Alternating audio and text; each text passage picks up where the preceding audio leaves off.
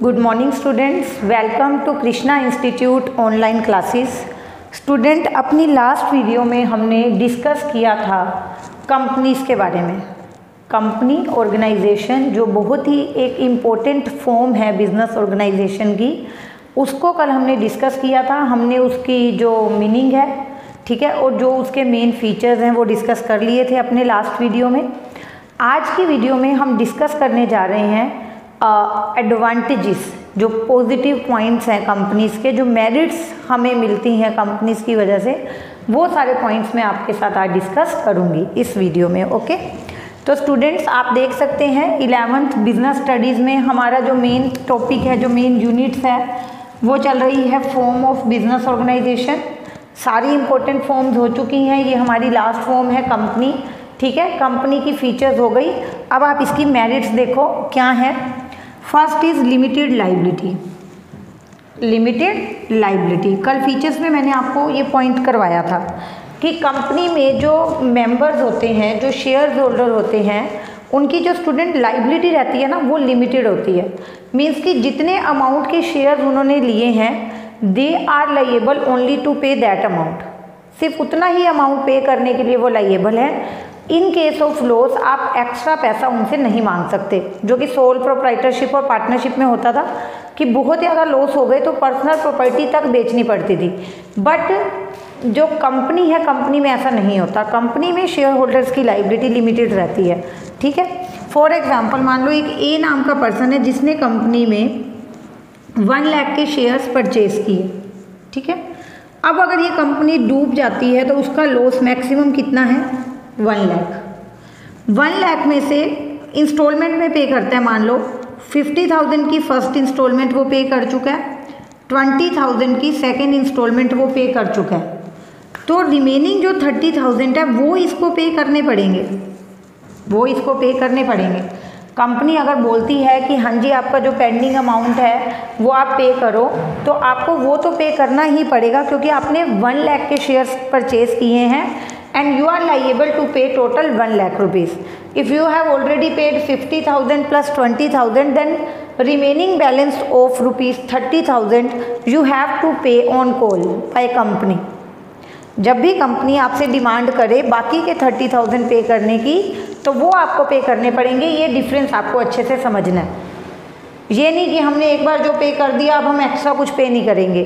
Total 1 lakh के shares purchase किए हैं, उसमें से कुछ अमाउंट दे दिया तो बाकी अमाउंट पे करने के लिए तो आप लाइएबल हो ना। बस लाइबिलिटी लिमिटेड है कि टोटल 1 लाख से ज़्यादा आप पे नहीं करोगे। Is it clear? ठीक है। Now move to the next point. जो सेकंड इसकी मेरिट है, जो एक सेकंड एडवांटेज है, वो है student share transfer facility. Means a member can easily transfer his shares to any other person। कोई भी मेंबर अपने शेयर ट्रांसफ़र करना चाहता है तो वो किसी और पर्सन को बहुत ही ईजिली, फ्रीली अपने शेयर ट्रांसफ़र कर सकता है। उसको किसी की यहाँ परमिशन लेने की ज़रूरत नहीं है। सोल प्रोप्राइटरशिप, पार्टनरशिप में अब आप देखो 3 या 4 पार्टनर्स होते हैं। वहाँ एक पार्टनर बोलता है कि अब मैं तो भाई थक चुका हूँ, जो मेरा शेयर है वो मेरे भाई को दे दो, आगे से मेरा भाई आपका पार्टनर होगा। नहीं, ऐसा नहीं चलता। एक partner without taking consent of all the other partner can not transfer his interest to anyone else. Partnership में एक पार्टनर अपना शेयर तब तक ट्रांसफ़र नहीं कर सकता जब तक कि बाकी सारे पार्टनर्स की कंसेंट वो ना ले ले। बट कंपनी में ऐसा नहीं होता। मेरे शेयर है, मैं किसी को भी दूँ, मैं किसी को भी ट्रांसफ़र करूँ, वहाँ पे कंपनी या कंपनी के बाकी मेंबर्स कोई ऑब्जेक्शन नहीं करते, ठीक है। तो शेयर ट्रांसफ़र फैसिलिटी जो है वो कहाँ अवेलेबल है? कंपनी में। कंटिन्यूटी है, कंटिन्यूटी तो अपने आप ही है। कल भी हमने किया था कि जो कंपनी का एग्जिस्टेंस है, ठीक है, जो एग्जिस्टेंस ऑफ कंपनी है, existence of company is separate from owners management. Company का एग्जिस्टेंस, कंपनी की आइडेंटिटी सेपरेट है। They are carrying legal entity, एक लीगल आइडेंटिटी है उनके पास, ठीक है। लॉ ही इसको बनाता है, लॉ ही इसको ख़त्म करता है। मेंबर्स के आने जाने से या फिर मैनेजमेंट के आने जाने से कंपनी के एग्जिस्टेंस पे स्टूडेंट कोई भी फ़र्क नहीं पड़ेगा। इसके लिए मैंने कल एक कोट भी यहाँ पे लिखी थी, मेंबर्स में come, members may go, but companies goes on forever. तो वो जो लाइन थी ना, वो इसकी कॉन्टिन्यूटी को ही तो एक्सप्रेस कर रही थी, ठीक है। क्या लिखा था मैंने यहाँ पे, आप देखो, मेंबर्स में कम, मेंबर्स में गो, मेंबर्स आ सकते हैं, मेंबर जा सकते हैं, but company goes on for ever, पर कंपनी लगातार चलती रहेगी। ओके, कर लोगे आप ये, मेंबर्स आए मेंबर जाएं, कंपनी के एग्जिस्टेंस पे इस बात से कोई भी फर्क नहीं पड़ेगा। It is created by law as well as it will comes to an end by law. Company ही को बनाया भी लॉ ने है, लॉ ही इसको ख़त्म करेगा। आगे है स्कोप फॉर ग्रोथ। यहाँ पे ग्रोथ के स्कोप बहुत हैं, ठीक है, क्योंकि देखो यहाँ पे फाइनेंशियल सोर्सेज जो हैं वो बहुत ज़्यादा हैं। फाइनेंशियल सोर्सेज की कंपनी में कोई कमी नहीं है। आपको और पैसा चाहिए, आप और शेयर इशू कर दो, और पैसा आ जाएगा। तो इस तरह से जो फाइनेंशियल रिसोर्सेज होते हैं ना, दे आर इन अबंडेंट, बहुत ज़्यादा मेजर क्वांटिटी में यहाँ पे होते हैं आपके पास रिसोर्सेज, ठीक है। और ज़्यादातर कंपनीज क्या होती है, लार्ज स्केल पे बिजनेस करती हैं, तो उन्हें जो है और कई तरह के एडवांटेजेस मिल जाते हैं। उनकी जो कॉस्ट ऑफ प्रोडक्शन है वो बहुत ज़्यादा कम हो जाती है, ठीक है। कॉस्ट एडवांटेज, टैक्स एडवांटेज वो ले सकते हैं, चीज़ों को रिजनेबल रेट पे लोगों को दे सकते हैं। So many opportunities are there for the large scale companies, ठीक है। और उसके बाद ये वाला पॉइंट भी आप इसी से जोड़ो, एफिशिएंट मैनेजमेंट। इन दोनों ही पॉइंट्स का रिलेशन है फाइनेंशियल रिसोर्सेज से।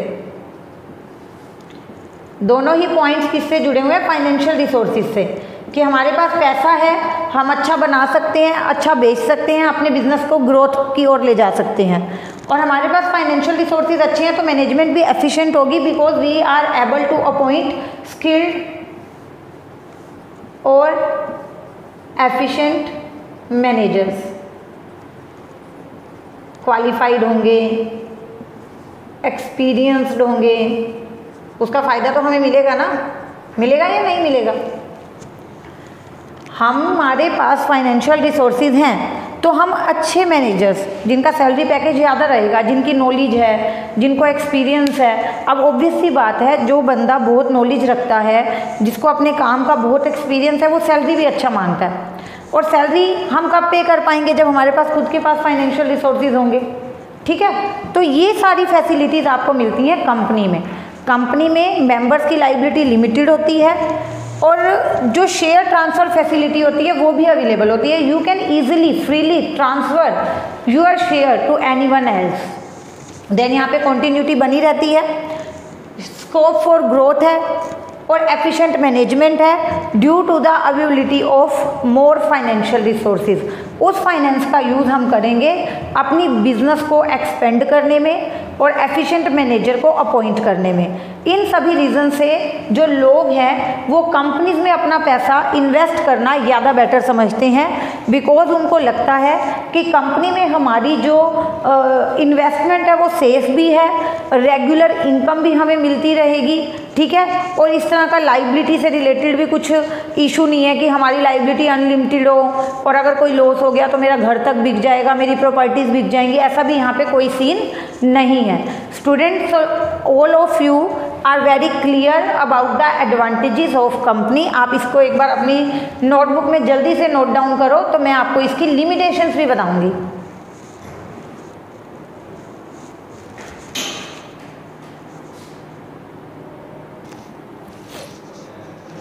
ओके स्टूडेंट्स, तो एडवांटेजेस के बाद साथ ही साथ हम डिस्कस करेंगे अब इसकी लिमिटेशंस, ठीक है, ताकि ये टॉपिक हमारा कंप्लीट हो जाए। कंपनी का मीनिंग हो चुका, फीचर्स हो चुके, एडवांटेजेस हो चुके। लिमिटेशंस पढ़ने के बाद हम अच्छे से इवेल्युएट कर सकते हैं कि ये जो फॉर्म ऑफ बिजनेस ऑर्गेनाइजेशन है वो होनी चाहिए या नहीं होनी चाहिए। फ़ायदे ज़्यादा हैं या नुकसान ज़्यादा है, ठीक है। तो उसका एग्जिस्टेंस कितना मैटर करता है वो हम इसको लास्ट में इवैल्यूएट करेंगे लिमिटेशंस को पढ़ने के बाद। तो स्टूडेंट इसमें लिमिटेशंस क्या है? Difficulty in formation. आपको क्या लगता है? लाइबिलिटी यहाँ पे लिमिटेड थी, शेयर्स को बहुत इजीली आप ट्रांसफ़र कर सकते थे, रिस्क जो था वो कम था क्योंकि वो सब में बंटने वाला है, ठीक है। प्रॉफिट के चांसेस ज़्यादा हैं क्योंकि कंपनी की भाग दौड़ एफिशिएंट मैनेजमेंट के हाथ में है। वो प्रॉफिट घूम फिर के हमारे पास ही आना है, हमने पैसा लगा रखा है कंपनी में। तो आपको क्या लगता है कि इतने सारे फ़ायदे आपको मिल रहे हैं तो क्या वहाँ पर वो इतने आसान है सब कुछ, इतने बेनिफिट्स लेना बहुत ईजी है? नहीं, कंपनी को स्टार्ट करना ही बहुत मुश्किल है। सोल प्रोप्राइटरशिप या पार्टनरशिप की तरह यहाँ पर ऐसा नहीं है कि रजिस्ट्रेशन इज़ नॉट कंपल्सरी, वहाँ भी हमने यही पढ़ा, रजिस्ट्रेशन इज़ नॉट कंपल्सरी, ठीक है। It depends on the wish of partner whether they want to registered और नॉट, पढ़ा था ना ये सब कुछ भी। सोल प्रोप्राइटरशिप हो या पार्टनरशिप हो, रजिस्ट्रेशन ज़रूरी नहीं है, बट कंपनी का रजिस्ट्रेशन ज़रूरी है। कुछ इंपॉर्टेंट डॉक्यूमेंट्स होते हैं जो आपको प्रिपेयर करने पड़ते हैं, उन डॉक्यूमेंट्स को प्रिपेयर करके रजिस्ट्रार को सबमिट करना पड़ता है। एंड बहुत सारी और लीगल फॉर्मेलिटीज़ होती हैं जो पूरी करते हो आप, तब जाके आपने जो कंपनी है आपकी वो एग्जिस्टेंस में आती है। यहाँ मैं कुछ इंपॉर्टेंट डॉक्यूमेंट्स के नाम लिख रही हूँ। MOA means memorandum of association,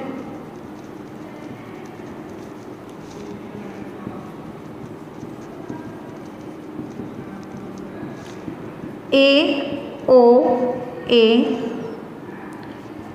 article of association, prospectus, these are the important documents which we have to prepare. We have to submit these document to the registrar of companies and उसके बाद जाके हमारी company कहीं registered होती है। So many steps are there. Company की formation भी एक लंबा चौड़ा लेंथी प्रोसेस है जो आगे आने वाले चैप्टर्स में हम पढ़ेंगे कि कंपनी को स्टार्ट करने के लिए क्या प्रोसीजर रहता है, ये डॉक्यूमेंट्स क्या हैं, किसको सबमिट करने हैं, कितने दिन की टाइम लिमिट है, कैसे अगर हम इनको चेंज करना चाहें तो कैसे कर सकते हैं, ठीक है। तो ये जो सारा टॉपिक है वो हम अपनी आगे की वीडियोस में डिस्कस करेंगे, आगे के चैप्टर्स में ये डिफ़ाइन किया हुआ है। हमें यहाँ सिर्फ इतना समझना है कि जो कंपनी है उसकी फॉर्मेशन इजी नहीं है, हमें ये इंपॉर्टेंट डॉक्यूमेंट प्रिपेयर करने होते हैं, रजिस्ट्रार को सबमिट करने होते हैं, काफ़ी कुछ रजिस्ट्रार चेक करता है, तब जाके कहीं कंपनी बनती है, ठीक है। नेक्स्ट आप देखोगे लैक ऑफ सिक्रेसी, सीक्रेट नहीं रहती है आपकी इन्फॉर्मेशन। जैसे सोल प्रोप्राइटर था स्टूडेंट, वहाँ पे वो अकेला ओनर होता था, जो डिसीजन लेना है उसने लेना है, उसको ना तो किसी से पूछने की ज़रूरत होती थी, ना किसी को कुछ बताने की ज़रूरत होती थी। यस, पार्टनरशिप में 4 लोग हैं, 5 लोग हैं, जो जितने भी पर्सन्स हैं, ठीक है, उन सबके बीच में बात रहती थी। बट कंपनी में ऐसा नहीं है। कंपनी को अपने एनुअल अकाउंट्स, ठीक है, पब्लिश करने पड़ते हैं। एक पब्लिक कंपनी, मेरे वर्ड्स ध्यान से आप सुनिए कि जो पब्लिक कंपनी होती है, कल फीचर्स में मैंने आपको बताया था ना कि कंपनी 2 तरह की हो सकती है, प्राइवेट और पब्लिक। तो जो पब्लिक कंपनी होती है ना स्टूडेंट्स, उनको अपने अकाउंट्स पब्लिश करने पड़ते हैं, रजिस्ट्रार के ऑफिस में उनकी कॉपीज सबमिट करनी पड़ती है। और कोई भी पर्सन, एक प्रिस्क्राइब्ड फीस होती है, उस फीस को पे करने के बाद वो इन्फॉर्मेशन चेक कर सकता है। दैट मीन्स कि कंपनी की इन्फॉर्मेशन सीक्रेट नहीं रहेगी, सिक्रेसी की यहाँ पे कमी होती है। जो एडवांटेज आपको पार्टनरशिप में मिल रहा था या सोल प्रोप्राइटरशिप में मिल रहा था, वो एडवांटेज कंपनी में नहीं मिलेगा, ठीक है। Then lack of motivation, motivation भी नहीं है। मोटिवेशन क्यों नहीं है स्टूडेंट्स? क्योंकि देखो पैसा लगाया इन्वेस्टर्स ने, इन्वेस्टर्स को मिलेगा प्रॉफिट, पर कंपनी की भागदौड़ कौन संभालता है? मैनेजमेंट को जो होती है वो डायरेक्टर्स करते हैं या मैनेजर्स करते हैं, ठीक है, वो सब करते हैं, उनको मिलती है सैलरी। ध्यान से समझो इस पॉइंट को कि कंपनी में पैसा इन्वेस्टर्स ने लगाया, they will get profit at the end of the year, but they elect some persons, yes, they elect some persons for management known as directors. वो कुछ लोगों को इलेक्ट करते हैं मैनेजमेंट के लिए जिनको सैलरी मिलती है। तो यहाँ पे मोटिवेशन की कमी है, क्योंकि काम इन्होंने करना है। काम किसने करना है? मैनेजमेंट ने। उनको फिक्स्ड सैलरी मिलती है, तो वो मोटिवेट ही नहीं होते, वो ज़्यादा अच्छे से दिल से काम ही नहीं करते। उनको ये होता है कि हमें तो अपनी सैलरी ही मिलेगी, जो एक्स्ट्रा बचेगा वो सारा तो इन्वेस्टर ले जाएंगे। जबकि सोल प्रोप्राइटर में क्या होता था, वो बंदा काम कर रहा है, उसको पता है जितने प्रॉफिट है सारे मेरे को ही मिलने हैं, तो वो मोटिवेट होता था कि इस बार इतना प्रॉफिट हुआ है, अगले साल और ज़्यादा प्रॉफिट कमाना है, इस बार इतना प्रॉफिट हुआ, अगले साल इससे भी ज़्यादा प्रॉफिट कमाना है। तो वो एक सेल्फ मोटिवेशन उसको प्रॉफिट से मिलती रहती थी। बट यहाँ पे दिक्कत ये है, अभी इनको तो मिलना है प्रॉफिट, इनको मिलनी है सैलरी, इनको लगता है ज़्यादा सरदर्दी हम क्यों लें, क्योंकि जो प्रॉफिट है वो तो सारा बचा हुआ ये ले जाएंगे, हमें तो अपनी फिक्स सैलरी मिल जाएगी। तो इस तरह से मोटिवेशन की यहाँ पर कमी रहती है। ओके, कई कंपनीज होती हैं जो यहाँ बैलेंस भी बनाती हैं, वो आगे के टॉपिक्स हैं, वो हम पढ़ेंगे बाद में। डिले इन डिसीजन लेने में डिले हो जाता है, because there are so many members, investors बहुत सारे हैं, मैनेजमेंट में भी बहुत सारे मेंबर्स होंगे, कोई एक बंदा तो होगा नहीं, डायरेक्टर्स की पूरी टीम होगी, आगे मैनेजर्स होंगे, उनके नीचे फिर जो सब डिपार्टमेंट्स होंगे उनके मैनेजर होंगे। तो इस तरह से ना यहाँ पे बहुत सारे लोग इन्वॉल्व होते हैं, और अगर कोई डिसीजन लेना होता है तो we have to conduct meetings, we have to pass resolutions,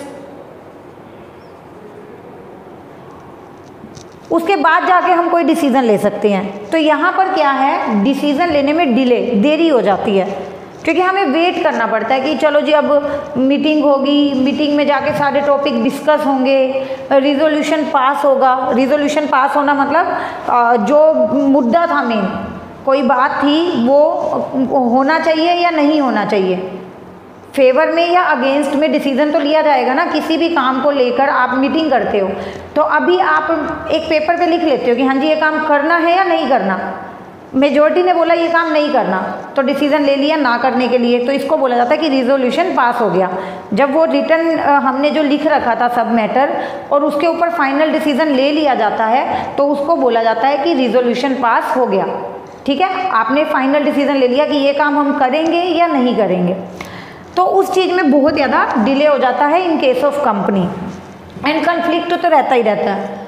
investors को प्रॉफिट चाहिए, मैनेजमेंट चाहता है सैलरी ज़्यादा से ज़्यादा लेना, एम्प्लॉइज़ अपना फ़ायदा देखेंगे। तो इस तरह से इतने सारे यहाँ पे सेक्शंस हैं, इतनी सारी पार्टीज इन्वॉल्व हैं कंपनी में, और हर कोई अपना अपना बेनिफिट चाहती है। ठीक है, तो वो इतना सारा कुछ मिक्स हो जाता है ना, इस वजह से क्या कहा जाता है कि यहाँ पे कन्फ्लिक्ट की सिचुएशन बनी रहती है। सो स्टूडेंट, यहाँ पे हमने कंपनी को इवेल्युएट किया, हमने कंपनी की मेरिट्स देखी, हमने उसके बाद कंपनी की लिमिटेशंस देखी। As you can see on your screen की जितनी भी ये लिमिटेशंस हैं ये सब एडवांटेज थे सोल प्रोप्राइटरशिप और पार्टनरशिप के। वहाँ पर आपको मोटिवेशन मिलता था प्रॉफिट के थ्रू, वहाँ पर आप अपनी इन्फॉर्मेशन को सीक्रेट रख सकते थे, पर्सनल रख सकते थे, because you don't need to tell anyone about your accounts, about your personal information. Okay, वहाँ पर आपको डिसीजन लेने में डिले नहीं होती थी, क्योंकि आपको किसी से पूछना नहीं होता था, बस जो काम करना है आपने करना है, आप कर देते थे। यहाँ पे तो मीटिंग्स की वेट करो, रिजोल्यूशन पास होने की वेट करो, तो काम बहुत लेट होता था। तो ये जो सारे एडवांटेज थे आपके सोल प्रोप्राइटरशिप और पार्टनरशिप में, वो यहाँ पर आपकी क्या हुई, लिमिटेशंस हुई। ओके स्टूडेंट, तो अब इस लेसन के जो भी एक दो छोटे छोटे टॉपिक बचे हैं, आई विल ट्राई कि नेक्स्ट वीडियो में वो हम सब कंप्लीट कर लें। तब तक के लिए आपको कंपनी के फीचर्स, कंपनी के एडवांटेज और कंपनी की लिमिटेशंस को अच्छे से रिवाइज करना है। Okay, thank you so much.